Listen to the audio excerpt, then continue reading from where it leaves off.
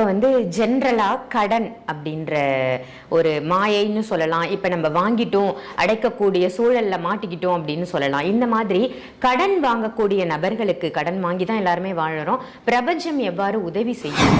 எப்போ ஒருவன் தனது உடலுக்குள்ளேயும் தனது ஆன்ம லெவல்லையும் நல்ல எனர்ஜி அதிகமாக சேர்த்து வச்சிருக்கானோ, அந்த நல்ல எனர்ஜின்றது நல்ல சிந்தனைகள்னால மட்டும். கோடீஸ்வரர்களை நான் பார்த்திருக்கிறேன். அவ்வளோ கோடி பணம் வச்சுட்டு நிம்மதியாக தூங்க முடியல, எப்போ உயிர் போகும்னு தெரில, எவன் எப்போ வந்து வெட்டுவான்னு தெரில, எந்த கேஸில் எப்போ உள்ளே போகுன்றது வந்து தெரியல. இப்ப பிரபஞ்சத்துக்கிட்ட நம்ம ஒரு வேண்டுதலோ இல்ல ஏதோ ஒரு விஷயம், இப்ப இறைவனை தாண்டி நம்ம பிரபஞ்சத்துக்கிட்ட வேண்டும் பொழுதோ இல்ல கேட்கும் பொழுதோ என்ன மாதிரி விஷயங்களை ஃபாலோ பண்ணணும்? நம்பிதான் கொடுக்குது நீங்க இதை பண்ணுவீங்கன்னு. நீங்க அதை பண்ணாம வேற பண்றீங்கன்னா அது செய்யாது. அப்ப நான் எதை நான் சொல்கிறேனோ அதை நான் குறைந்தபட்சமாவது நான் பல பேர் பண்ணக்கூடிய நாளை இவ்வளோ தைரியமாக பேசுறதுக்கு உண்டான காரணம் தான். பெரிய பெரிய பில்லியனர்ஸ்லாம் பார்த்துட்டேன். இன்னைக்கு அவங்க ஃபீல் பண்ணுற விஷயம், அவ்வளோ பணம் இருக்குது, என்ன இன்னைக்கு எனக்கு அனுபவிக்கிறதுக்கு எனக்கு வயசு இல்லை. ஆன்மீக பரிகார நேயர்கள் அனைவருக்கும் அன்பான வணக்கங்கள். இன்னைக்கு நம்ம யாரை சந்திக்க வந்திருக்கோம் அப்படின்னு பார்த்தீங்கன்னா, பரம்பொருள் ஃபவுண்டேஷன் நிறுவனர் திரு மகாவிஷ்ணு சார் அவர்களை தான். வணக்கம் சார். குருவே சரணம். வணக்கம். இப்போ வந்து ஜென்ரலாக கடன் அப்படின்ற ஒரு மாயைன்னு சொல்லலாம். இப்போ நம்ம வாங்கிட்டோம், அடைக்கக்கூடிய சூழலில் மாட்டிக்கிட்டோம் அப்படின்னு சொல்லலாம். இந்த மாதிரி கடன் வாங்கக்கூடிய நபர்களுக்கு, கடன் வாங்கி தான் எல்லாருமே வாழறோம், பிரபஞ்சம் எவ்வாறு உதவி செய்யும்? கடன் வாங்குறதுக்கா? கடன் வாங்குறதுக்கு இல்லை, கடனை அடைப்பதற்கு. பிரபஞ்சத்தை பொறுத்த வரைக்கும் கடன், இவர் இத்தனை கடன் வச்சிருக்கிறாரு, இவருக்கு நான் ஹெல்ப் பண்ணணும், இவர் இவ்வளோ அவமானம் வச்சிருக்கிறாரு, இந்த அவமானத்துலேருந்து இவர் காப்பாற்றணும், அப்படிலாம் இல்லை. பிரபஞ்சத்தை பொறுத்த வரைக்கும் எனர்ஜி, அவ்வளோதான். ஒரே டேர்ம் தான். சொல்லுங்க என்னன்னு? பாசிட்டிவா? எனர்ஜி. வெறும் எனர்ஜி. எனர்ஜியே உங்களுக்கு வந்து நம்ம நெகட்டிவா பேசும்போது அந்த நெகட்டிவ் எனர்ஜி தான் நமக்கு கிடைக்குது. வரேன். எப்போ ஒருவன் தனது உடலுக்குள்ளேயும் தனது ஆன்ம லெவல்லையும் நல்ல எனர்ஜி அதிகமாக சேர்த்து வச்சிருக்கானோ, அந்த நல்ல எனர்ஜின்றது நல்ல சிந்தனைகள்னால மட்டும்தான் வரும். அப்போது அவனுக்கு வேணுங்கிற எல்லாமே கொஞ்சம் கொஞ்சமாக கிடைக்க ஆரம்பிக்கும். அவரவர் செய்த புண்ணியங்களுக்கு தகுந்தாற் போல. நிறைய கெட்டது பண்ணியிருக்கான் அப்படின்னா அந்த கெட்டதுக்கு உண்டான பலன் தான் கிடைக்கும். ஒரு சில பேர் கெட்டது பண்ணால் பணம் நிறைய சேர்ற மாதிரி இருக்கும். பணத்து பின்னாடியே சேர்ந்து பாவமும் சேரும், பிரச்சனைகளும் சேரும், கண்ணுக்கு தெரியாது. இந்த உலகத்தில் இருக்கக்கூடிய பெரிய சாபக்கேடு என்னன்னா, ஒருத்தனுடைய வளர்ச்சியை பணத்தை வச்சு மட்டும்தான் கணக்கிடுறாங்க.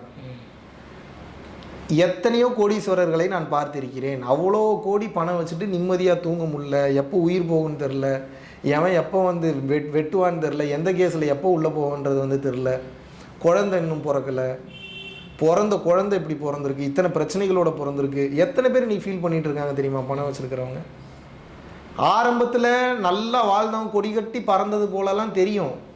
இன்றைக்கி வந்து ஈஸியாக உங்களை மேனிப்புலேட் பண்ணிடலாம். கண்ணுக்கு பார்க்கக்கூடிய விஷயங்களை ஸ்டேஜிங் பண்ணி உங்களை ஈஸியாக ஏமாற்றிடலாம். உண்மையாக ஒருத்தங்க என்ன அனுபவிக்கிறான்றதை அவன் வாயை திறந்து சொன்னால் மட்டும்தான் தெரியும், இல்லைன்னா எப்படி தெரியும்? அதான் சொல்லுவாங்களோ ஒரு வார்த்தை, வயிற்று வலியும் தலைவலியும் வயிற்று வலியும் அவங்கவுங்களுக்கு வந்தால் தான் தெரியும்பாங்க. அதுபோல் கர்மம் என்ன புரட்டி எடுக்குதுன்றது அனுபவித்தவர்கள் உண்மையாகவே வாயை திறந்து ஈகோ இல்லாமல் ஒத்துக்கிட்டால் மட்டும்தான் தெரியும். பிரபஞ்சத்தை பொறுத்த வரைக்கும் அது இன்னொருத்தர்கிட்ட வந்து ஒருத்தன் வந்து கன்ஃபஸ் பண்ணணும்லாம் ஆசைப்படாது. அது செய்ய வேண்டியது செஞ்சுட்டு போயிட்டே இருக்கும். ஓகே. இப்போ பிரபஞ்சத்துக்கிட்ட நம்ம ஒரு வேண்டுதலோ இல்லை ஏதோ ஒரு விஷயம், இப்போ இறைவனை தாண்டி நம்ம பிரபஞ்சத்துக்கிட்ட வேண்டும் பொழுதோ இல்லை கேட்கும் பொழுதோ என்ன மாதிரி விஷயங்களை ஃபாலோ பண்ணணும்? கேட்கும்போது நான் என்ன ஃபாலோ பண்ணணும், எப்படி ஃபாலோ பண்ணி கேட்கணும்? நீங்கள் என்ன ப்ராமிஸ் பண்ணி கேட்டிங்களோ முதல்ல அதை சரியாக செய்யணும். முதல்ல நேர்மையாக இருக்கணும், அவ்வளோதான், சிம்பிள். நீங்கள் என்ன வேர்டு கொடுக்குறீங்களோ அதுக்கு நீங்கள் சரியாக இருங்க. இப்போ நீங்கள் ஒன்று கேட்குறீங்க, அதுக்கு பிரபஞ்சம் ஒன்று கொடுக்குது, அது கொடுத்துரும். நீங்கள் அது செய்யலைன்னா அது செஞ்சிடும், அடுத்த டைம் கொடுக்காது. ஏன்னா அது உங்களை நம்பி தான் கொடுக்குது நீங்கள் இதை பண்ணுவீங்கன்னு. நீங்கள் அதை பண்ணாமல் வேற பண்ணுறீங்கன்னா அது செய்யாது. அப்போ நான் எதை நான் சொல்கிறேனோ அதை நான் குறைந்தபட்சமாவது நான் செய்ய வேண்டும். நான் ஒரு விஷயத்தை பிரபஞ்சத்துக்கிட்ட இருந்து பெற்றுட்டு அந்த விஷயத்துக்கு நான் நேர்மையாக நடக்கலை, நான் சரியாக செய்யலை அப்படின்னா அது நிச்சயமாக பாதிப்புகளை ஏற்படும். நீங்கள் என்ன சொல்கிறீங்களோ அதுக்கு நீங்கள் சரியாக இருக்கணும். நீங்கள் என்ன கமிட் பண்ணுறீங்களோ அதுக்கு நீங்கள் கரெக்டாக இருக்கணும்.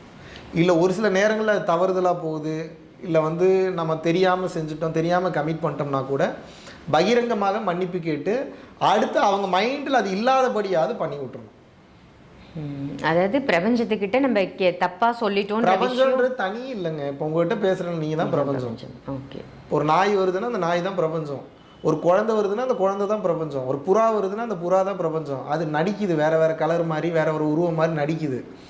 ஒவ்வொருத்தரும் உங்கள்கிட்ட ஒன்று வந்து பேசுகிறாங்க வைக்கிறாங்கன்னா அது வேறு ஒருத்தர் வரல, உங்கள் தலையில் எழுதுறதுக்கு சித்திரகுப்தன் தான் வேறு ரூட்டில் வராருன்னு நீங்கள் தான் புரிஞ்சுக்கணுன்ற. பிரபஞ்சம் வேறு எதுவும் இல்லை, உங்கள் மனசாட்சி தான் பிரபஞ்சம், உங்கள் குற்ற உணர்ச்சி தான் உங்கள் பிரபஞ்சம். நீங்கள் என்ன நினைக்கிறீங்க என்ன பேசுகிறீங்கன்றது உங்கள் ரெக்கார்டை வச்சு உங்களுக்கு ஆப்படிச்சிருவாங்க ஈஸியாக. ஸோ அதனால் நான் என்ன சொல்கிறேன்னா, இங்கே ஃப்ரீயாக இருக்கணும், இங்கே கிளியராக இருக்கணும். இங்கே ஃப்ரீயாக இங்கே கிளியரானா என்னென்னா, எந்தவித ஒளிவும் மறைவும் இல்லாமல் உள்ளுக்குள்ளே எந்த குப்பையும் இல்லை, எல்லா குப்பையும் எடுத்து வெளியே போட்டேன், உண்மையாக இருந்திருக்கேன். இன்றைக்கி என் உயிர் போனாலும் அந்த நிம்மதியோட என் உயிர் போகும். ஏன்னா எதையும் மறைக்கலை, ஆல்மோஸ்ட் எல்லாத்தையும் சொல்ல வேண்டிய விஷயங்கள் எல்லாத்தையும் மக்களுக்கு சொல்லி கொடுத்துட்டேன். இன்று வரைக்கும் அன்னதானம் வந்து பார்த்திங்கன்னா போய்கிட்டு தான் இருக்குது, ரெகுலராக வந்து போய்கிட்டு இருக்குது. இப்போ நான் இல்லாத காலத்துலேயே அன்னதானம் போகிறதுக்கு உண்டான வேலைகள் வந்து போயிட்டு தான் இருக்குது. எதை பற்றி கவலை இல்லை. ஆனால் ஒவ்வொருத்தரும் இந்த கேள்விக்கு பதில் இருக்கான்னு நீங்கள் யோசிச்சுக்கணும். இப்போ உங்கள் உயிர் போனால் இவ்வளோ நிம்மதியாக போகுமா? இல்லை கேளுங்க, இப்படி இப்போ அடுத்த 1 மணி நேரத்தில் உயிர் போக போகுதுன்னா இப்போ எதெல்லாம் முடிக்கணும்னு சொல்லுதுன்னு கவனிங்க. நீங்கள் போகணும், அங்கே போகணும், அதை முடிக்கணும், அதை முடிக்கணும், ஆஹா இது நான் அனுபவிக்காமல் இருக்கமே, ஐயோ இதெல்லாம் பார்க்கவே இல்லையே நான், இது வேற மிஸ் ஆகுதே. போச்சு. Don't waste the time. சட்டத்திட்டங்களுக்கு உட்பட்டு சட்டத்திட்டங்களை மீறாமல் உங்கள் ஆசைகளை குறைத்து கொண்டு அதற்குண்டான காலத்தை அதிகமாக விரயம் பண்ணாமல் அதை இப்போதுலேருந்தே அனுபவிக்க ஆரம்பிச்சிருங்கன்றேன். Don't regret for it later. பல பேர் பண்ணக்கூடிய நான்லாம் இவ்வளோ தைரியமாக பேசுறதுக்கு உண்டான காரணம் தான். பெரிய பெரிய பில்லியனர்ஸ்லாம் பார்த்துட்டேன். இன்றைக்கி அவங்க ஃபீல் பண்ணுற விஷயம், அவ்வளோ பணம் இருக்குது, என்ன இன்றைக்கி எனக்கு அனுபவிக்கிறதுக்கு எனக்கு வயசு இல்லை, இன்றைக்கி எனக்கு நிம்மதி இல்லை, நிறைய தப்பு பண்ணிட்டேன், நிறைய குற்ற உணர்ச்சிகளில் மாட்டிக்கிட்டேன், நிறைய மிஸ்டேக்ஸ் பண்ணிட்டேன், எப்படி வெளியே வரேன்னு தெரில. இன்றைக்கி எப்படி இப்போ என்கிட்ட வந்து பாவம் மன்னிப்பு கேட்டால் நான் மன்னிச்சிட்டேங்க, நல்லாயிருந்தா நல்லாயிருமான்னு. வினை விதைத்தவன் வினை அறுப்பான், திணை விதைத்தவன் திணை அறுத்தே தீர்வான், மாற்றுக்கிறதே கிடையாது.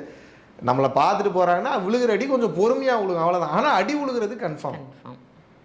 தலைக்கு வந்து தலைப்பாகையோடு போகும், இல்லை பெருசாக வந்து சின்னதாக போகும். பல பேருக்கு இன்று அந்த புரிதலும் இல்லை. ஓகே. இப்போ நீங்கள் சொல்லும்போது அன்னதானம் அப்படின்றத மென்ஷன் பண்ணீங்க சார். இப்போ நீங்கள் உங்கள் ஃபவுண்டேஷன் மூலமாக நிறைய பேருக்கு அன்னதானம் பண்ணிகிட்ருக்கீங்க, நானுமே நிறைய கேள்விப்பட்டிருக்கேன். இப்போ தானத்தில் சிறந்தது அன்னதானமும் ஒன்று அப்படின்ற மாதிரிலாம் சொல்கிறாங்க இல்லையா? இதை செய்வதால் என்ன பலன்னு நீங்கள் கேட்கக்கூடாதுன்னு முன்னாடியே சொல்லிட்டீங்க. இருந்தாலுமே அன்னதானம் செய்வதால் மற்றவர்களுக்கு ஒரு நல்லது நடக்குது, இல்லாத ஏழை எளிய மக்களுக்கு சாப்பாடு போகுது, இவங்களுக்கு என்ன பலன் கிடைக்கும்? அன்னம் அப்படின்னா நீங்கள் என்னன்னு ஈக்குவல் பண்ணிக்கணும்னா உயிர்னு ஈக்குவல் பண்ணிக்கணும். அன்னம் இஸ் ஈக்குவல் டு உயிர். உயிர். அப்போ ஒருத்தருக்கு சாப்பாடு கொடுக்குறீங்கன்னா நீங்கள் என்ன கொடுக்குறீங்க? ஒரு உயிரே கொடுக்குறோம். உயிரை கொடுக்குறீங்க, உயிரை கொடுக்கல, எப்படி சொல்கிறீங்க?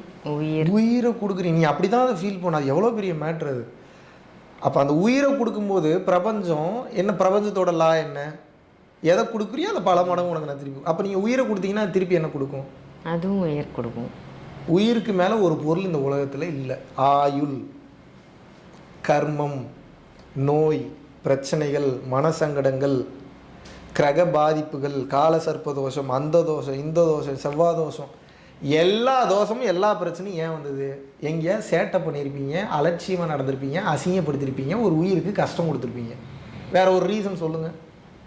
ஒரு தோஷம் ஏன் வருது? இந்த மாதிரி விஷயங்கள் அலட்சியமாக ஏதாவது அதை காயப்படுத்திருப்பீங்க, ஏதாவது பண்ணியிருப்பீங்க, அதனால் அந்த தோஷம் வருது. புத்திசாலி என்ன பண்ணுறான்? விழிப்புணர்வோடு அது இல்லாமல் இருப்பான். தன்னை போல ஒரு உயிரை வந்து கவனிக்க ஆரம்பிப்பான். அன்னம் கொடுக்கும்போது என்ன ஆகும்னா ஒரு ஆன்மா குளிர்றது. இப்போ நீங்கள் ஒரு பொருள் கொடுத்தீங்கன்னா மனம் அவ்வளோ சீக்கிரம் குளிராது, டெம்பரவரியாக குளிரும். அப்போதைக்கு வந்து என்ன, அப்போதைக்கு குளிரும். போதுன்றது வந்து சொல்லவே சொல்லாது, வராது. மனசுக்கு போதுன்ற எண்ணமே கிடையாது. முழுமையாக போதும் என்கின்ற மனம் இந்த ஆன்மாக்கு தான். அது உணவு நீங்கள் அளிக்கும் போது அப்பாடா போதும், அது வயிற்றில் இடம் இல்லாதனால இல்லை, அந்த உணர்வு, அந்த உடம்பிற்கு என்ன ஆற்றல் தேவையோ அது அந்த நிலப்பிராணனானது சக்தியாக வந்து உள்ளே சென்று விடுகிறது. அன்னதானம் செய்யும் போது உயிரையே இன்னொருவருக்கு நீங்கள் கொடுப்பதனால் அதை தாண்டி ஒரு தானம் இந்த உலகத்தில் இல்லை. தம்மபதாவில் சொல்லியிருக்காங்க, பைபிளில் சொல்லியிருக்காங்க, திருக்குறானில் சொல்லியிருக்காங்க, பகவத்கீதையில் சொல்லியிருக்காங்க. இன்னும் திருமந்திரத்தில் சொல்லியிருக்காங்க, திருவருட்பால சொல்லியிருக்காங்க, திருக்குறளில் சொல்லியிருக்காங்க. ஈதல் இசைப்பட வாழ்தல் அது வல்லது ஊதியம் இல்லை. இப்படியே சொன்னால் சொல்லிக்கிட்டே போகலாம். இப்போ வந்து நீங்கள் ஒரு கிரெயின் ஒருத்தர் கொடுக்குறீங்க அப்படின்னா உங்களுடைய இரு செவிகளில் இன்னொரு செவியில் இருந்து அதை 10 மடங்குலேருந்து 100 மடங்கு வரைக்கும் அல்லாஹ் வந்து உங்களுக்கு திருப்பி கொடுக்குறாருன்றாங்க. நீங்கள் பாருங்கள், இந்த இறைவனை வந்து பெருமையாக பேசக்கூடிய விஷயம் எல்லாமே வந்து பாருங்கள் கொடுத்தல்ல மட்டும்தான் இருக்கும். பிஸ்மில்லாஹ் இர்ரஹ்மான் இர்ரஹீம், அல்ஹம்துலில்லாஹ் ரன்பில்லாலமீன், அர் ரஹ்மான் இர்ரஹீம், மாலிக்யோமித்தீன், ஈயாக்கு நஹ்மது பேக் ஈயாக்கு நசீன், இஹ்தினாக ராத்தம் உஸ்ஸகீம் ஸ்ர தல்லதீன அன்னம்து அலஹீம் கெய்ரிம் பகுலிமி அலஹீம் வரலாலின் ஆமீன் ஆமீன் ஆமீன். முழுக்க முழுக்க இறைவனை சரணாகதி அடைவதும் தர்மத்தை பற்றி மட்டும்தான் பேசுகிறார்கள். தர்மத்தை தாண்டி ஒரு செயல் இல்லை. தர்மம் செய்யாமல் இருக்கிறவன் ஈவிலா மட்டும்தான் இருக்க முடியும், அவன் மனுஷனாக இருக்க முடியாது. தர்மம் செய்கிறவன் மட்டும்தான் இறைவனாக இருக்க முடியும். 3 கோடு இருக்குது. இது ரொம்ப சீக்ரெட்டான கோடு, இன்றைக்கி மைண்டில் வச்சுக்கோங்க. Human code, devil code, divine code. நீங்கள் எந்த கோடிங்கில் வந்திருக்கீங்க அப்படின்றது உங்களோட ஆக்டிவிட்டீஸில் உணர்ந்தவர்களுக்கு தெரியும். இப்போ உணர்ந்தவங்க இப்போ உங்களை தெரிஞ்சுக்கிட்டு பிரயோஜனமே இல்லை. அது அவங்க தெரிஞ்சா என்ன தெரியாட்டி என்ன. இப்போ நீங்கள் எந்த கோடில் வந்திருக்கீங்கன்றதை நீங்கள் தெரிஞ்சுக்கணும். நான் ஹியூமன் கோடா, நான் டெவில் கோடா, நான் டிவைன் கோடா. மனித உருவத்தில் ஒருவன் இருப்பதனால் மட்டும் அவன் மனிதனாக இருக்கிறான் என்று அர்த்தம் கிடையாது. அவனது சிந்தனைகள், அவனது செயல்பாடுகள், அவனது நடைமுறைகள் இதையெல்லாம் பொறுத்து அவன் என்ன குணத்தில் இயங்கிட்டு இருக்கான்றது அப்போ தான் தெரியும். பல ஆம்பளை பசங்க இப்படி தான் போய் மாட்டிக்கிறது, பல பெண் குழந்தைகள் இப்படி தான் போய் மாட்டிக்கிறது. அழகான உருவம், அழகான ஆடம்பரம், இதை மட்டும் பார்த்து எல்லாம் சரியாக இருக்கும்னு நினச்சி போய் குழியில் விழுந்துடுறது. தெரிஞ்சுக்கணும். முதல்ல குணநலன்களை புரிந்து கொள்ள வேண்டும்.